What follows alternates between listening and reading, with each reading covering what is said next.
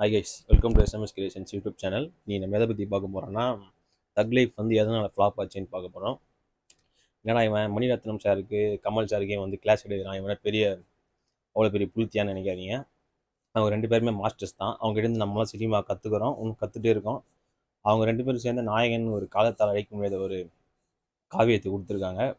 மணி sir வந்து நாயகன், இது மௌன ராகம், இருவர் நிறையா கல்ட்டு கிளாசிக் கொடுத்துருக்காரு. நம்ம கமல் சார் தசாவதாரம், ஏராம், தேவர் மகன் போன்ற பல படங்களை கல்ட் கிளாசிக்காக கொடுத்துருக்காரு. இவங்க ரெண்டு பேரும் சேர்ந்து நாயகன் அந்த படத்தோட ஸ்க்ரீன் பிளே வந்து இன்னும் கூட இந்த சினிமா சொல்லித்தர யூனிவர்சிட்டிலாம் கிளாஸாக இருக்குது. அந்த ஸ்க்ரீன் பிளே வந்து அந்த அளவுக்கு ஒரு படம்.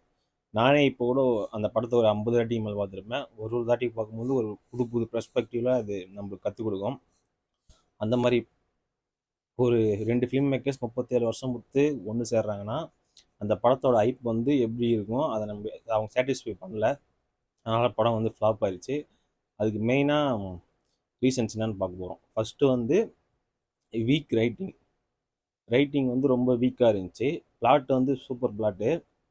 இந்த பிளாட் வீடியோ கொண்டு போயிருக்கலாம். ஆனால் ரைட்டிங் ரொம்ப ஃப்ளாட்டாக இருந்துச்சு.